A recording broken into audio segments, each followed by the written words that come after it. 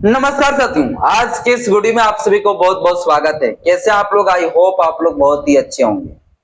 आज की इस वीडियो में हम एक बेहद ही महत्वपूर्ण, इंटरेस्टिंग, इंफॉर्मेटिव विषय पर चर्चा करेंगे। क्या आरक्षण खत्म किया जा सकता है? यदि हाँ, तो फिर कैसे? खत्म करने की प्रोसीडिंग क्या है? और यदि नहीं, तो फिर क्यों नहीं? भारत के संविधान में संशोधन करने का राइट्स दिए गए हैं। इस देश की पार्लियामेंट, इस देश की संसद संविधान में संशोधन कर सकता है। अनुच्छेद 368 का प्रयोग करके भैया आरक्षण को हटा सकता है। तो फिर हम कैसे कहेंगे भैया आरक्षण नहीं हटाया जा सकता है? लेकिन इनके लिए क्या क्या शर्तें से गुजरना होगा, ये सारी चीजें आप लोगों को हम बताएंगे। और जब भी हमारे इस देश की पार्लियामेंट में, जब भी हमारे इस देश की संसद में रिजर्वेशन आरक्षण पर जो है कोई भी कदम उठाया गया हो, तो वो भैया हमारे देश की सुप्रीम कोर्ट, हमारे देश की न्यायपालिका में जो है न्यायिक समीक्षा के लिए पहुंचा है। और इनके लिए एक विशेष स्पेशल न्यायिक समीक्षा का जो है विशेष बेंच के गठन किए गए हैं, और जिनके माध्यम से आरक्षण पर जो है कई लैंडमार्क, कई ऐतिहासिक जो है निर्णय, फैसला जो है देश की सर्वोच्चतम अदालत के द्वारा दी गई है। तो आज के इस वीडियो में हम देखेंगे आरक्षण के ही बारे में सब कुछ, कि आरक्षण खत्म किया जा सकता है या नहीं खत्म किया जा सकता है, लेकिन सुप्रीम कोर्ट के संदर्भ में, कि सुप्रीम कोर्ट जो है आरक्षण पर आज तक क्या कुछ कहा है। क्योंकि अगर हमारे इस देश की पार्लियामेंट में भी अगर कोई बिल पहुंच जाता है, क्योंकि बड़ा भी आंदोलन चल रहा है, आरक्षण हटाओ आंदोलन, तो हमारे अगर संसद में भी आरक्षण हटाओ आंदोलन का जो है अगर बात को सुनते हुए अगर कोई संवैधानिक अमेंडमेंट बिल अगर लेके जाता है संसद में, अगर सरकार कि हम आरक्षण खत्म करने जा रहे हैं, तो भी यह मामला भैया सुप्रीम कोर्ट पहुंचेगा न्यायिक समीक्षा के लिए। तो सुप्रीम कोर्ट क्या कुछ कहेगा? तो सुप्रीम कोर्ट का जो है ना भैया विचार, सुप्रीम कोर्ट का जो लैंडमार्क ऑर्डर है, लैंडमार्क जजमेंट है, सुप्रीम कोर्ट क्या कुछ आज तक कहा है, वो सारी चीजें हम लोगों को जानना बेहद जरूरी है। अगर ये आप समझ गए ना, तो आपको पता चल जाएगा भाई कि आरक्षण खत्म किया जा सकता है या नहीं किया जा सकता है। तो मेन है सुप्रीम कोर्ट का वो ऑर्डर, वो जजमेंट, ये पहले आप जान लीजिए, ठीक है। इसके बाद जो है आपको खुद समझ में आ जाएगा आरक्षण खत्म किया जा सकता है या नहीं खत्म किया जा सकता है। वरना भैया पार्लियामेंट में, हमारी संसद में भैया आरक्षण हटाने का जो प्रावधान वाली संविधान संशोधन विधेयक ला सकता है, उसके लिए कोई रोक टोक नहीं कर सकता भाई। ऐसा संविधान में कहीं नहीं लिखा है कि भैया आरक्षण हटाने के लिए कोई विधेयक जो है नहीं पेश कर सकता है इस देश में, इस देश की सरकार या संसद में कर सकता है। लेकिन मेन बात यह है कि ये भैया फाइनल जाएगा सुप्रीम कोर्ट। सुप्रीम कोर्ट कहेगा भैया हाँ खत्म कर दो आरक्षण, तो खत्म। तो सुप्रीम कोर्ट अभी तक क्या कुछ कहा है आरक्षण पर, ये जानिए आप। सुप्रीम कोर्ट का मंशा देखिए, तब आपको समझ में आएगा कि आरक्षण खत्म किया जा सकता है या नहीं किया जा सकता है। तो चलिए आज के वीडियो को शुरू करते हैं। आप लोगों से मेरा छोटा सा अपील है, इस वीडियो को शुरू से अंत तक जरूर देखिएगा। वीडियो अच्छा लगे तो लाइक करिएगा, चैनल में पहली बार आए चैनल को सब्सक्राइब कर लीजिएगा, बेल आइकन प्रेस करिएगा ताकि जब भी वीडियो करूं आपके पास नोटिफिकेशन समय समय पर पहुंचता रहे। तो देखिए, तो रिजर्वेशन भैया हम तो देखेंगे, रिजर्वेशन पर ही हम लोग चर्चा करेंगे, ठीक है। सच है कि रिजर्वेशन पर ही हम लोग चर्चा करेंगे, लेकिन सुप्रीम कोर्ट के संदर्भ में रिजर्वेशन पर भैया इस देश की जो सुप्रीम कोर्ट है ना, उच्चतम अदालत, तो सुप्रीम कोर्ट भैया इस पर क्या कहा है, इन्हीं के संदर्भ में हम लोग बात करेंगे, ठीक है। इन्हीं के संदर्भ में हम लोग बात करेंगे सुप्रीम कोर्ट अभी तक क्या कहा आरक्षण, ठीक है। तो सुप्रीम कोर्ट का साथियों कई लैंडमार्क ऑर्डर, कई लैंडमार्क जजमेंट रहा है, कई लैंडमार्क जजमेंट रहा है। चलिए तो एक एक करके आपको बताते हैं। देखिए, आप लोग को मैं बता दूं कि जब भारत का संविधान, जब इस देश का संविधान जब बना, संविधान जब पूर्ण तरीके से लागू हो गया 26 जनवरी 2000 1950 को जब यह संविधान लागू हो गई, तो उसी समय भैया इस देश के संविधान का जो आर्टिकल 16 क्लोज 4 है, ये प्रावधान था। क्या आर्टिकल 16 क्लोज 4, जिस आर्टिकल 16 क्लोज 4 में लिखा गया था कि देश की जो लोक नियोजन है, यानी कि सरकारी नौकरियों में, लोक नियोजन मतलब सरकारी नौकरियों में आरक्षण रहेगा। किनके लिए आरक्षण रहेगा भैया? तो ये रहेगा भैया SC ST लोगों के लिए। ये भैया 1950 से ही ये प्रावधान था सरकारी नौकरियों के लिए, अगर बात किया जाए तो, ठीक।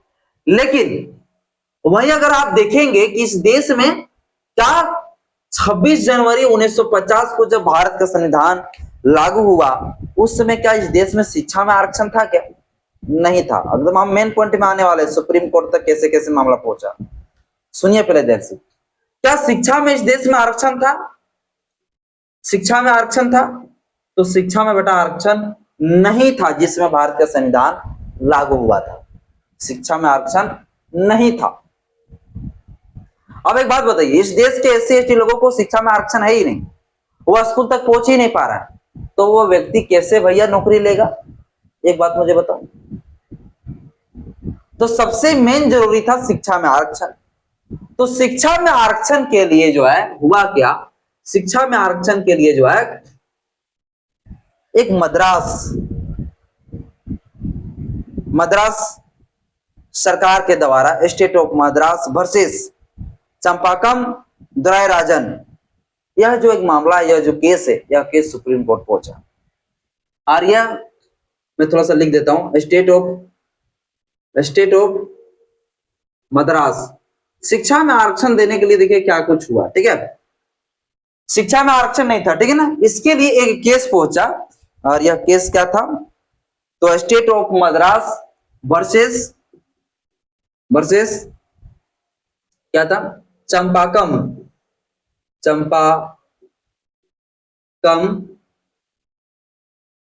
दोराई राजन। ये था भैया, क्या था? ये था केस। और ये केस जब कहां पहुंचा? सुप्रीम कोर्ट पहुंचा। कहां पहुंचा? सुप्रीम कोर्ट पहुंचा।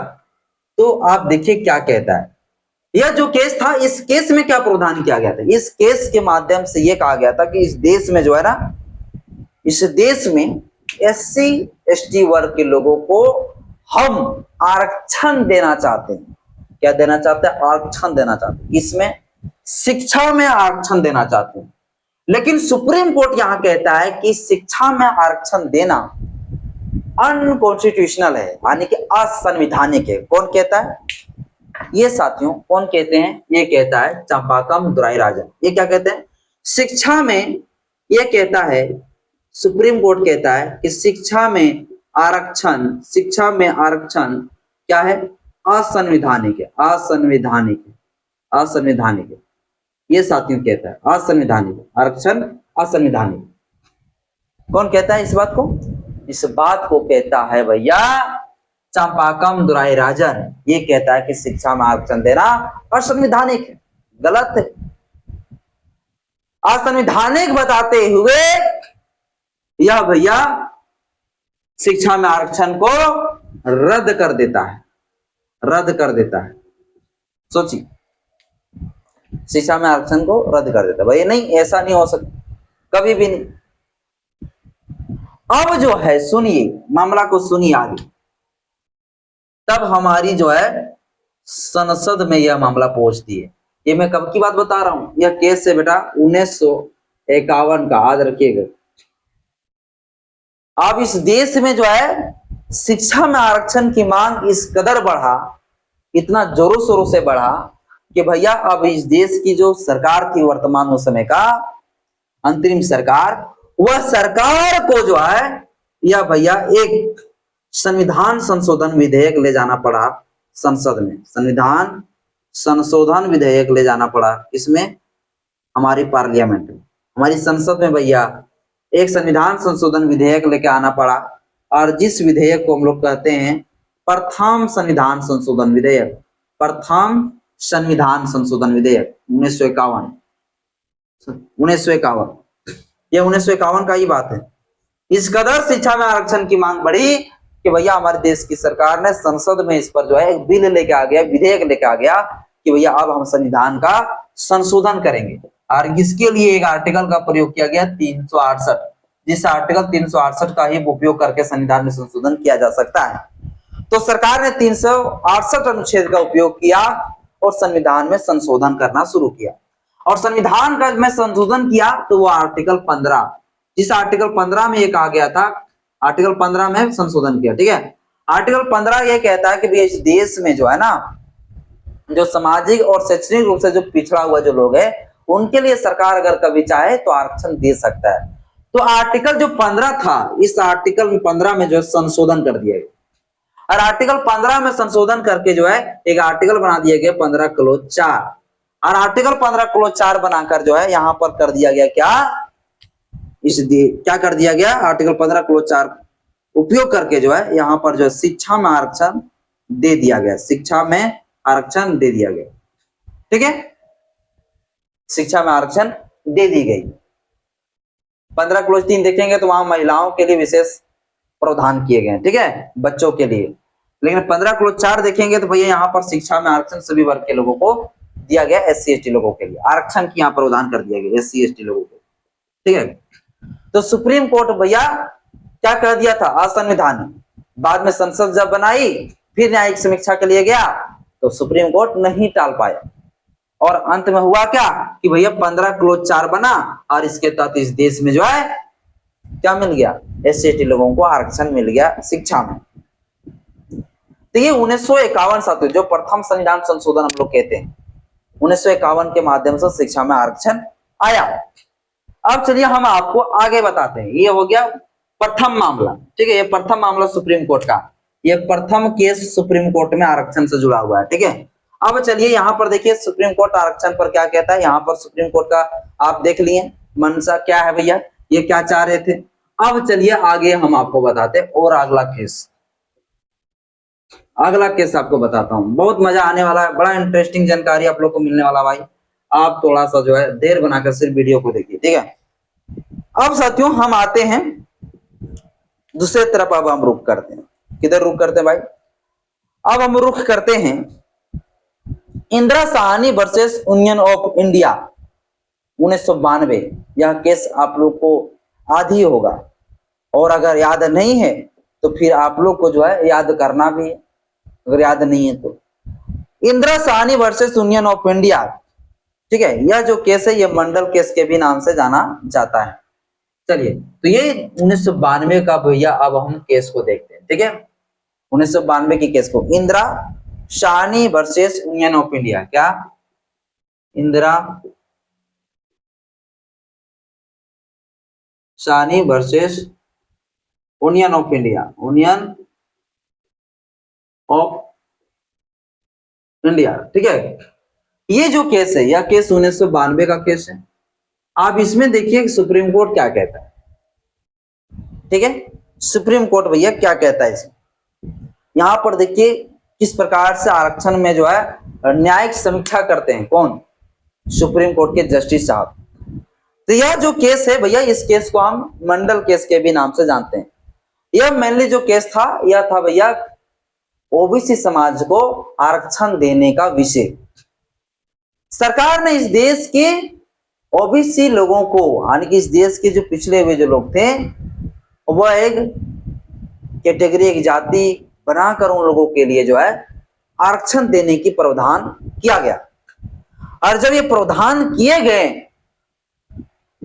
और जितने प्रतिशत आरक्षण की बात ये किए गए थे, वह आरक्षण भैया 27% से अधिक था, 27% से अधिक था। और संसद में जो संविधान संशोधन करके आरक्षण के प्रावधान किया गया था, इनमें क्रीमी लेयर का कंसेप्ट नहीं था, यानी कि जाति के ही आधार पर आरक्षण दिए गए थे। याद रखिएगा। ठीक है, ये 1992 का केस कैसे कैसे पहुंचा वो मैं आपको बता रहा हूँ। इस केस का पूरा स्टेटस मैं बता रहा हूँ। ठीक है, इस केस का थोड़ा सा स्टेटस, आप बैकग्राउंड थोड़ा सा जान लीजिए। जब संसद के द्वारा ये बताया गया कि इस देश में ओबीसी लोगों को हम आरक्षण देंगे, ठीक है, आरक्षण देंगे, वो भी 27% से अधिक का भैया बात था, ठीक है, 27% तो भैया निर्धारित किया गया बाद में सुप्रीम कोर्ट के माध्यम से, ठीक है। हालांकि यह आरक्षण भैया ज्यादा देने की बात किए गए थे, ठीक है। तो संसद में कहा भैया हम ओबीसी को आरक्षण देंगे, और ये जो आरक्षण देंगे ना, हम भी देंगे आरक्षण भैया जाति के आधार पर, जो कि सामाजिक रूप से जो पिछड़े हुए हैं ना, जो सामाजिक रूप से पिछड़ा हुआ है, शैक्षणिक रूप से पिछड़ा हुआ है, जो नौकरियों में जिनको प्रतिनिधित्व नहीं मिल पा रहा, इन लोगों को हम आरक्षण देंगे, ठीक है। और जाति के बेस पर, क्योंकि एससी एसटी को इस देश में जो आरक्षण मिला है ना, वो भैया किस आधार पर मिला है? जाति के आधार पर ही आरक्षण मिला है। किसी को गरीबी देखकर नहीं, आर्थिक देखकर आरक्षण नहीं मिला, बल्कि जाति देखकर आरक्षण मिला गया। तो संसद में जब ये विधेयक पास हुई, जब संसद में यह आरक्षण देने की बात की गई ओबीसी लोगों के लिए, तब ये भैया विधेयक पास हो गई। जब मंजूरी भी मिल गई राष्ट्रपति से, इसके बाद यह मामला न्यायिक समीक्षा के लिए कहां पहुंच गया भैया? Supreme court. कहां पहुंच गया? Supreme court. तो यहां पर क्या बात किया गया था? बात किया गया था भैया कि जाति के आधार पर हम आरक्षण देंगे। अब पहली बात। दूसरी बात तो ये भैया आरक्षण हम 70% से अधिक देंगे। तब यह चुनौती भरा एक भैया मामला था, क्योंकि इस देश में जाति के आधार पर ऑलरेडी पहले से आरक्षण मिल रहा था एससी एसटी को। तो यहां चाह रहा था भैया कि नहीं, यहां पर हम लोग भैया जाति के आधार पर नहीं देंगे, यहां पर हम क्रीमी लेयर का कंसेप्ट लाएंगे, जो गरीब है उन्हीं को आरक्षण देंगे। तो लोग जो है ना, विरोध में पिटीशन लगा दिया सुप्रीम कोर्ट में, ठीक है, विरोध में पिटीशन लगाया। और उसी केस का भैया नाम समझ लीजिए आप, यहाँ पर है Indira Sawhney versus union of India. इस केस को आप देख सकते हैं, जान सकते हैं। तो यहाँ पर लगा दिया भैया नहीं, ये जो ओबीसी रिजर्वेशन है वो जाति के बेस पर नहीं, यहाँ पर क्रीमी लेयर कंसेप्ट लागू होना चाहिए, आर्थिक आधार पर लोगों को आरक्षण देने की बात किया जाना चाहिए। इसलिए यह मामला सुप्रीम कोर्ट पहुंच गया। अब सुप्रीम कोर्ट जब पहुंचा तो सुप्रीम कोर्ट ने क्या कहा? तो सुप्रीम कोर्ट ने कहा कि भैया इस देश में सबसे पहली बात तो यह है कि आरक्षण 50% से अधिक नहीं हो सकता है। एक बैरियर बना दिया गया। क्या बना दिया गया? बैरियर लगा दिया गया, बैरियर बना दिया कि भैया कभी भी 50% से प्लस अधिक जो है आरक्षण नहीं हो सकता है। Indira Sawhney versus union of India इस केस में आने की आरक्षण की सीमा भैया 50% रख दिया। और बोला सुप्रीम कोर्ट ने अगर 50% से अधिक अगर रिजर्वेशन अगर सरकार करती है तो ये असंवैधानिक माना जाएगा, और ऐसा लगेगा कि इस देश में अब भेदभाव ज्यादा हो रहा है। जैसे कि ऐसा लगेगा कि भैया अब नीचे वाले डायरेक्ट ऊपर हो गया और ऊपर वाला नीचे को दबा रहा है। हम चाहते हैं कि ऐसा रहे, सब ऐसा रहे। इसीलिए ऐसा तभी रहेगा जब इस देश में 50% आरक्षण रहेगा। तो सुप्रीम कोर्ट ने इस बात को कहा, और सुप्रीम कोर्ट ने 50% का जो सीमा था आरक्षण का वो बांध दिया, ठीक है। दूसरी क्या कहा? दूसरी बात तो ये कहा कि भाई इस देश में जो है आरक्षण जो होगा ना, वो हम करेंगे क्रीमी लेयर के कंसेप्ट में, कि आरक्षण भैया जाति के बेस पर नहीं बल्कि क्रीमी लेयर की बेस पर दिया जाए, क्रीमी लेयर की बेस के पे दिया जाए। यानी जो आर्थिक रूप से कमजोर है ओबीसी में, उन लोगों को ही आरक्षण दिया जाना चाहिए। तो यहां पर क्रीमी लेयर का एक भैया कंसेप्ट जो है निकल के आया, क्रीमी लेयर का कंसेप्ट यहां पर निकल के आया। आर्थिक आधार पर रिजर्वेशन दिया जाना चाहिए। फिर वहां एक पैमाना तय किया गया कि जिनके माता पिता भैया जो बड़े ग्रुप ये लेवल का जो नौकरी कर रहे हैं उनके बच्चे को आरक्षण नहीं मिलेगा, जिनका सालाना इनकम इतना रहेगा उनको आरक्षण नहीं मिलेगा। तो ये सारे जो है प्रोविजन भैया फिर बाद में किए जाने लगे, और सुप्रीम कोर्ट के ही ऑर्डर के बाद जो है आरक्षण पे भैया पूरी तरीके से जो है जो ये निर्णय दिया गया, उसी निर्णय के आधार पर ही जो है ओबीसी का रिजर्वेशन लागू हुआ। लेकिन क्या सुप्रीम कोर्ट ने कभी ये कहा, बड़ा सवाल ये, क्या सुप्रीम कोर्ट ने कभी ये कहा कि नहीं इस देश में आरक्षण, डायरेक्ट आरक्षण नाम का चीज ही खत्म कर देना चाहिए? नहीं कहा, बल्कि सुप्रीम कोर्ट ने क्या कहा? सुप्रीम कोर्ट ने कहा कि आरक्षण जो है वैसे लोगों को बिल्कुल दी जानी चाहिए जिनको जरूरत है, जो लोग वास्तविक रूप में सरकारी नौकरियों में प्रतिनिधित्व नहीं हो पा रहे या शैक्षणिक रूप में उनका प्रतिनिधित्व नहीं हो पा रहे, तो वैसे जगहों पर जो है आरक्षण दी जानी चाहिए। कभी भी सुप्रीम कोर्ट ने आरक्षण खत्म करने की बात नहीं किया, और नहीं सुप्रीम कोर्ट के पास ये पावर है, नहीं पावर। अब एक केस हो गया साथ में, अगला केस आप देख लीजिए, अगला केस देख लीजिए आप। अगला केस क्या? अगला केस अगर आप देखना चाहते हैं तो यह केस है साथियों जो है एम नागराज। अगला साथी जो केस है M Nagaraj versus union of India, यह 2006 का साथी इसमें कहा गया भैया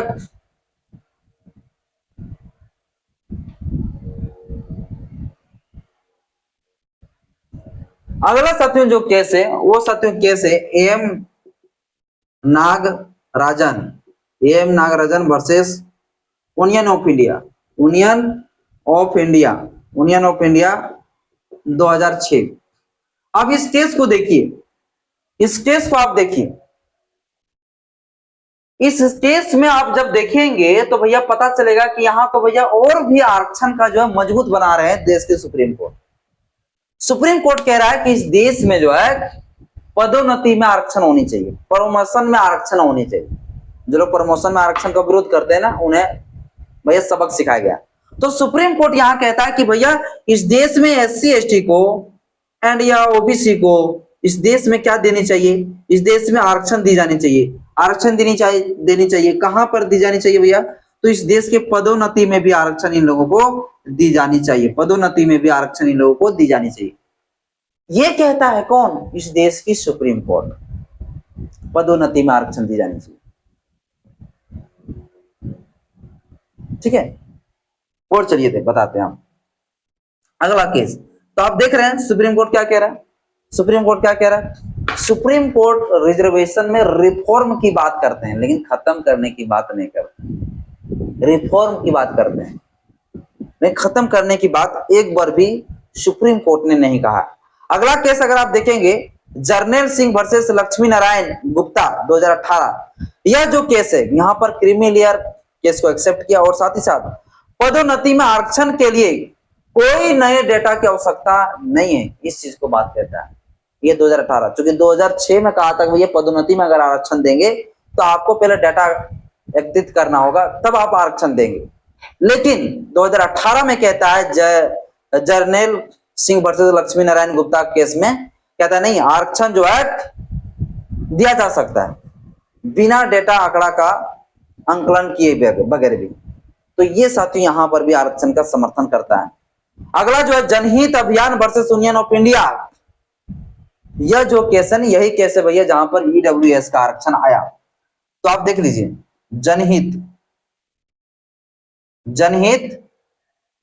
अभियान, जनहित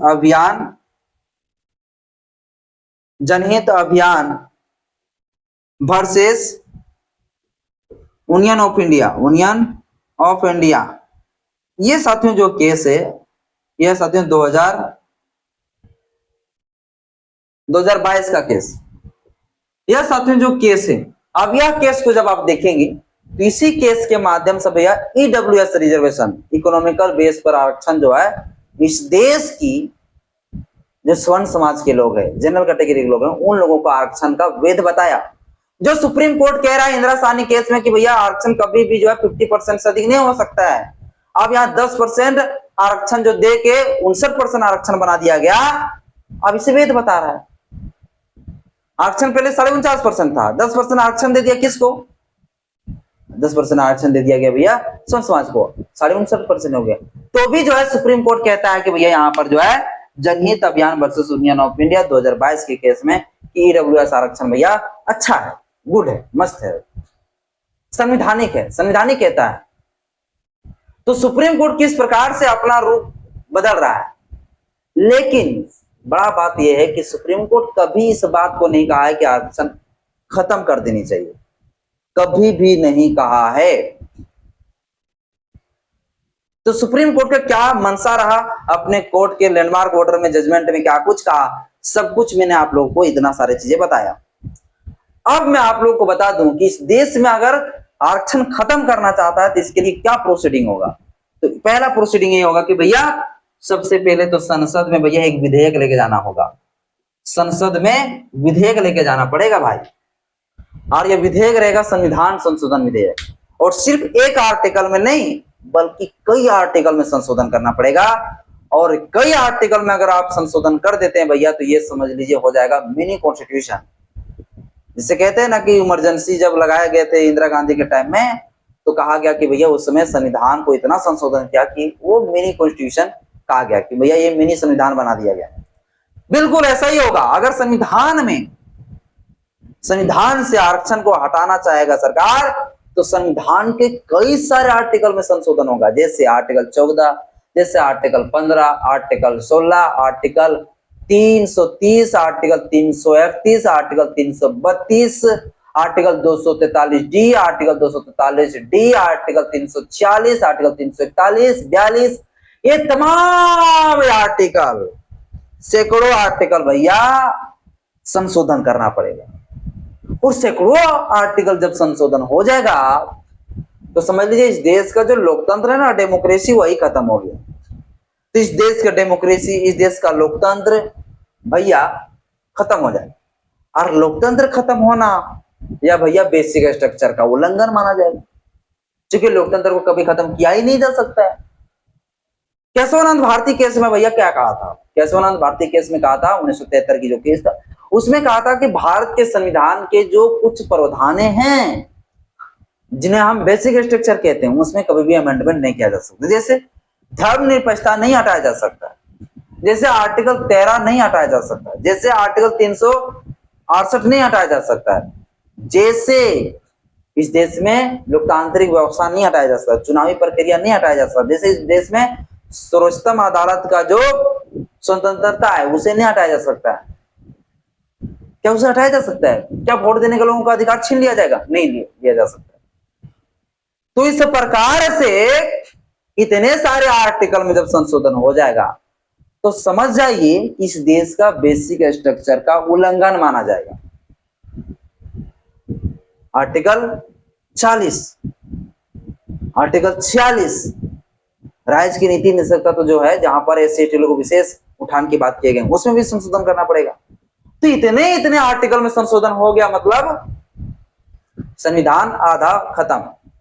तो संविधान आधा खत्म होने कौन देगा भाई? वो देगा खत्म होने संविधान को? नहीं भाई, किसी बात नहीं है। किसी माँ का कोई ऐसी माँ नहीं है जो ऐसा औलाद को पैदा किया अपना दूध पिला के कि जो भारत के संविधान में इतना सारा आर्टिकल में संशोधन कर दे। औकात नहीं। हाँ, लेकिन लाया जा सकता है, गवर्नमेंट ला सकता है, लेकिन इनके लिए भैया 50 समर्थन लोगों की जरूरत होना चाहिए। इसके साथ ही साथ जो है 2/3 मेजोरिटी में बहुमत चाहिए लोकसभा राज्यसभा में, लेकिन उनके पास मेजोरिटी भैया है नहीं, जिसको हम कहते हैं विशेष मेजोरिटी, स्पेशल मेजोरिटी। 2/3 मतलब 319 है, जिसमें से उनको कम से कम 366 लोगों का समर्थन चाहिए। लेकिन है बीजेपी के पास, एनडीए के पास कितना लोग है? 319 है। क्या वो कर सकता है? नहीं कर सकता। 366 लोगों का समर्थन चाहिए, तब जाकर संविधान में अमेंडमेंट भैया फाइनली होगा। तब माना जाएगा भैया कि हाँ, यह संविधान संशोधन करके आरक्षण हटाया जा सकता है। तो भैया अगर आरक्षण ये हटाने की बात करते तो जाओ ना संसद में हटा के दिखाओ। नहीं हटा पाएंगे, औकात ही नहीं। तो बिना मतलब का बेमतलब वाली बात जो है, सारे इस देश के जो है कुछ किस्म के लोग जो है आरक्षण हटाने की बात किए जा रहे हैं, क्योंकि उनके पास उतना है ही नहीं भैया पावर की वो हटा सके। और हटा देगा तो देश के यहाँ क्या है, एससी एसटी ओबीसी लोग जो बैठे हुए हैं 131 लोग, वो किस लिए बैठा हुआ है? 84 को एससी एसटी, 47 राज्यों में इतने सारे एससी एसटी के विधायक किस लिए बैठे हुए हैं? ये कुछ नहीं किया जा सकता भाई। बाकी बात ये सारी चीजें बेफजूल चीजों में ना पड़े, आरक्षण कभी खत्म नहीं होगा। ठीक है, अब आज के इस वीडियो में इतना ही। जय भीम, जय संविधान, जय विज्ञान, जवाहर।